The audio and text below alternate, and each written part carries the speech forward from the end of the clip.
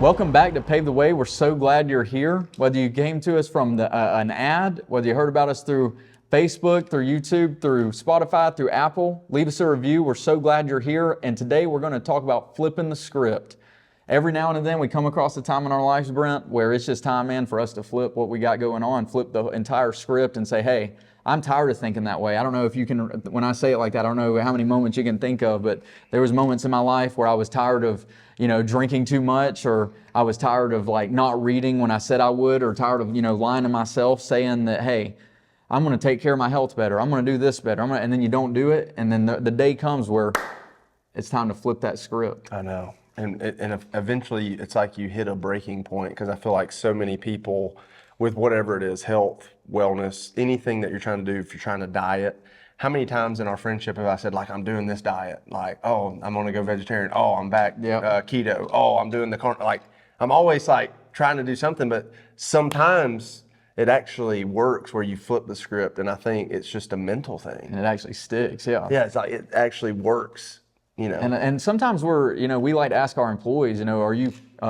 interested or are you committed? I love that. And sometimes it's just because you're interested in it. And sometimes it's you don't have enough commitment. It's just a vague interest. You don't have enough interest in or commitment in doing what it is that we're talking about. And sometimes it's something that's a mental blockage. Sometimes we sit around and say, what if that didn't happen for me? What if I start working out and I don't lose any weight? What if I start eating different and I don't lose any weight? What if I wake up every day at 5 and I don't make any more money? What if, you know what I mean?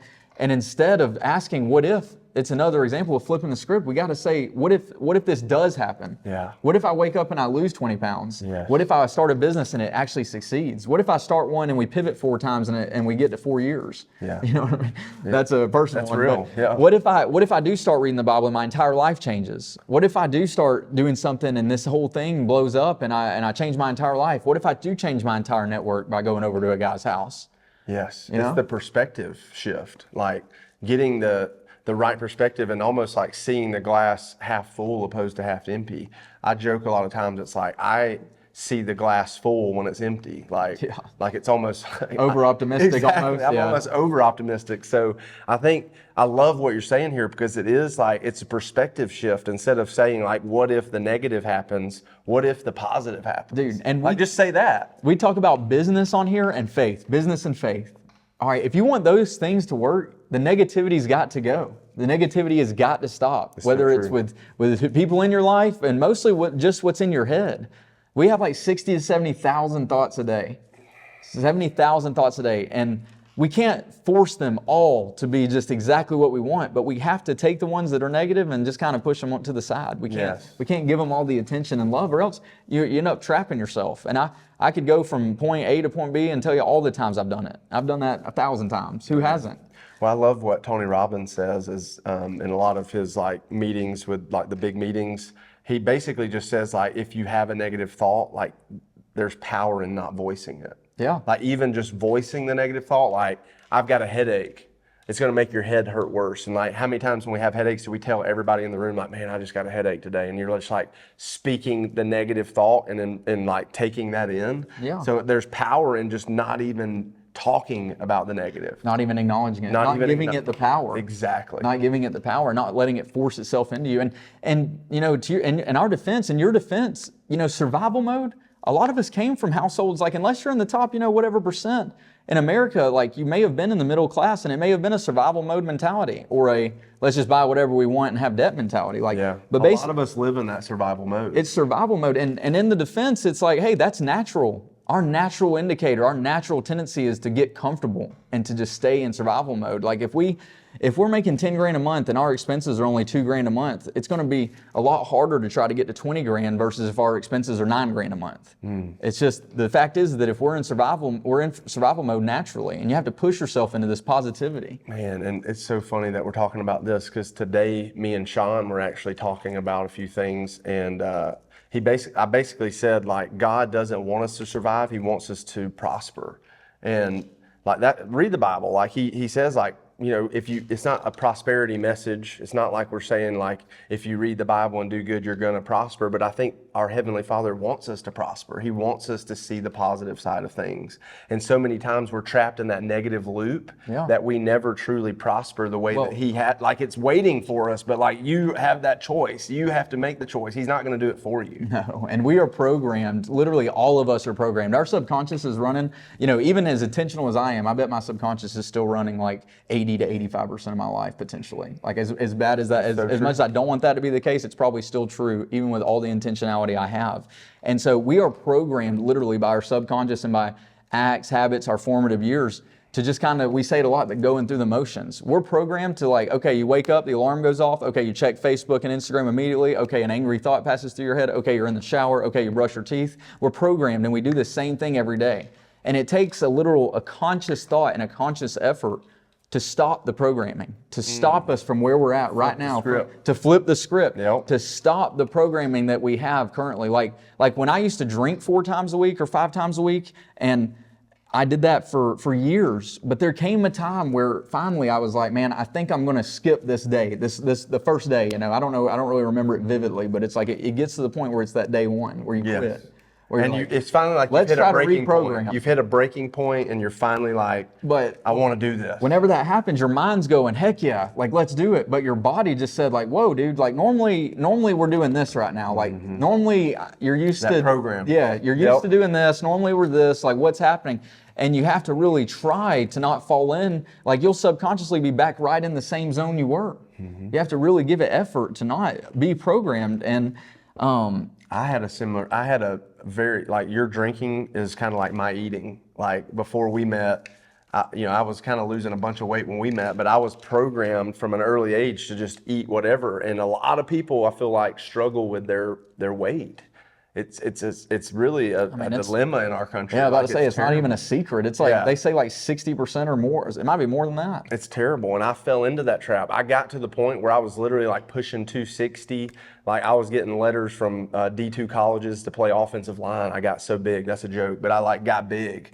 And for me, it was like a lifetime of programming that I had to break, and I had to flip the script. And I remember, like I said earlier, trying so many times to diet right, and then the programming would kick in, and you know what I would do? I'd go to Martin's, and I'd get a large chicken biscuit. And sweet tea or something? Sweet tea, hash brown, double hash, like Martin's is good, but it's all about moderation, right? So what I had to do, I finally got to that breaking point where really pain caused it.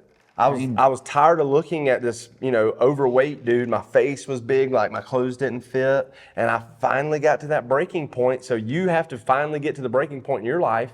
And then when I flipped the script, I was finally committed.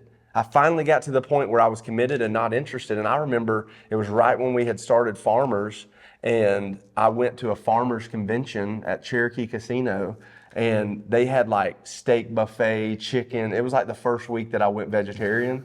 And it was like the hardest thing ever. But dude, I literally only ate salad and nothing meat-wise, and tried to really diet that weekend. And that's when I knew like something might be different. And then I lost like 50 pounds. So I was able to flip the script in my life, but it took me getting to that point of pain. And I would argue that pain point is just you becoming aware consciously. That's when you're done being subconscious. You're done going through the motions. I'm done pulling up to the drive-thru and texting and not even caring that I just ordered my 4th whatever chicken biscuit this week or whatever you're going. I don't know what it's like, but same with your drinking. Same thing. It's like, dude, I can't go in the gas station and buy Coors Light anymore. Yeah. Like, I might as well just not go in there. That's literally, it just gets down to it. You're trying to quit nicotine, you're trying to quit whatever. It's like, dude, I might as well just like not even go in there. Yeah, and what I basically had to do with Martin's, I had to burn the one down that I was going to. That one did burn down though.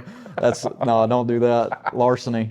So another thing that really helps is if you can see the future version of you. You have to be able to picture the future version of you that isn't eating Martin's every day, that isn't drinking every day, that is doing the things that you want to be doing to get you where you want to go, whether it's being a good husband. We talk about winning in all the categories: family, physical, mental, spiritual, wherever it is, we want to win. We want to be the best at everything. And so if you can see that future version of you that doesn't have a weight problem, it starts to internalize. It starts to internalize a new belief. That's why this is why meditation is important. Like, people always talk about meditating. What is that? Oh, you just close your eyes and hum and sit in a circle. Like, Yeah, you can, but no, you literally just close your eyes and meditate on and visualize. Things try to come up to distract you. You let them pass through and you just keep meditating and picturing where you want to go, Yes. who you want to be, Yes. where you want it to be tomorrow, today. I don't think you need a 20-year plan, but I'd say at least a 1 or 3 year plan. That's a great idea. At least. And I think too, writing goals falls into the same type. That's a the visualization Yeah. of writing down my goals. We talk about it a lot, but it changed my life. And the reason we talk about it a lot is because it's so impactful. That's why so many people are telling you to write down your goals, because it's really cool. Hannah literally sometimes will read my diary. Like, it's funny, but she reads my goals. It's like a little journal, and she'll read. And she sent me one the other day from like 2018, talking about how I felt like the Lord was calling me into mentorship. And she literally said, like, this is crazy. Like, this is your life now. Like 6 years later, you're living in this journal entry. And I was like, bro, that's sick for her to even see that. So many times I go back to my journal, and now you're living in the dreams and the goals that you created 5 years ago. And it's like you subconsciously got there. Yes. Like you didn't even realize that you were, like, I didn't even remember writing that. And then now I'm living in it. And there's example after example of this stuff too. Yes. Like just to think like, hey, I want to own a business. Oh, okay. Hey, I want to be an insurance agent. Okay. Hey, I want to be a realtor. Hey, and I would be willing to say that until you can picture or write down the goal, until you can picture you doing it, writing the goal down helps you picture it. But until you can picture yourself doing it, I don't think you can even become conscious enough to do it. Yeah. Because you don't know what you're trying to take ownership of. That's exactly right. And you're just going through life like a leaf blowing in the wind. Yeah. And flipping the script, that's about taking ownership. When you're taking ownership, you are flipping the script. You are doing what the masses don't do. The masses want to play victim. The masses want to judge other people and say, this is why your business will fail. This is why this will happen. This is why. They're playing like, what do you always say? Monday morning quarterback? Yes. They're playing Monday morning quarterback. This is why. But really, if you can just picture yourself doing it and take ownership, if you want to have more ownership, here's what you got to do. You got to start meditating. You got to visualize and picture these goals. You got to get around people that are also wanting to do what you're doing. Yes. Do you know how much easier it is to want to sell stuff if it's me and someone that's in sales talking versus if it's me and someone who literally like maybe hates sales or thinks all salesmen suck or Dude, whatever. how easy is it to get around people like that just with social media now? Like, use social media the right You can way. literally just message 10 people today, probably doing the exact same thing and get 5 responses. So, and the other thing I would say, the last thing, we always say it, but take action. We just said message somebody, but make the phone call, go to the appointment, if you're living in Dallas and you need to meet people that are worth, at least $500,000 net worth, you might want to start driving to Marietta, Atlanta, Buckhead, somewhere that's not Paulding County. There's 1,000 people, millions maybe, or not millions, there's not that many people in the county, but maybe tens of thousands of people in the county that have a higher net worth, but where are they hanging out? Start asking yourself these questions and start going to those places, taking action. Put yourself in those environments. And I think the taking action thing is something that is so critical that so many people never do. And what does that look like? What does taking action look like? Well, first you establish your goals, you visualize, but then, dude, action just breeds results. And so many times we focus so much on the results and we don't focus on the action.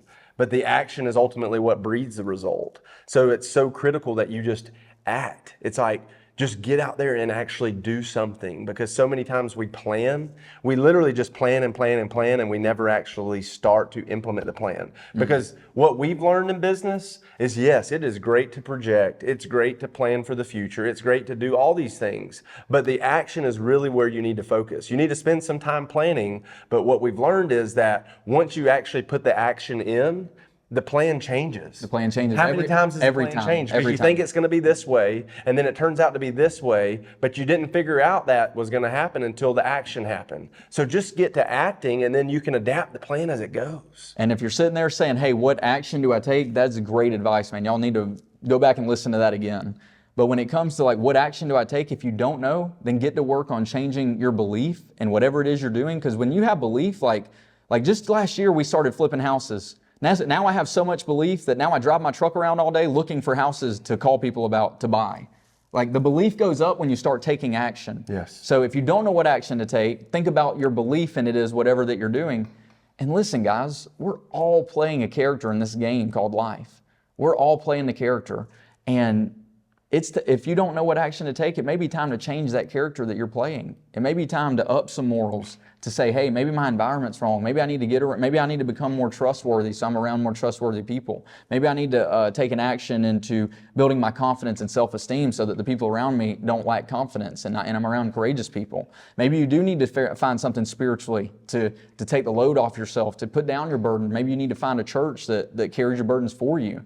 But what I'm saying is if you don't know what action to take, start working on other areas of your life. Change yourself, change your belief, and the actions will start, you'll become aligned with it and you'll start knowing what to do. Yes. And the last thing I got in taking action is like, I just really want to beg you and plead with you to take action with your spiritual life in this. Like, take action with reading the Word. Take action with praying, because when you're flipping the script, I was about to say, when you're flipping the script, like, you really want Jesus as your director. Like, you really want His input, because He has helped us so much, just with direction, man. Like, when you really tap into the Holy Spirit and when you're really using the tools that He has given us and the Spirit and all these things, like, He can help you flip the script. You can rest on Him. You can put your trust in Him. And He can also help you with those action items where you got to change and adapt. Man, how many times has He helped us get through stuff? How many times has He showed up right on time? How many times have things happened miraculously in our life? So with flipping the script, dude, have Jesus on your side. That is what I beg you, just to try that. Try it. If you really want to flip the script, start reading the Bible. I did it, and that is the ultimate flip script. Because Christianity, it promotes ownership. And everything I talked about today, taking control of what your actions, everything we talked about, taking ownership, taking responsibility, visualizing, meditating goals, that's all ownership. And Christianity promotes all forms of ownership, because you're trying to live up to the perfect man that was given, the Son of God, the example. Yeah, and it's because of our love for Him that we desire to live that way. That's the cool part. It's like we love Him so much. It just keeps working. It's this circle. Exactly. Awesome. So definitely, if you want to flip the script, try any of those things we talked about, guys. Thanks for joining. Keep it up.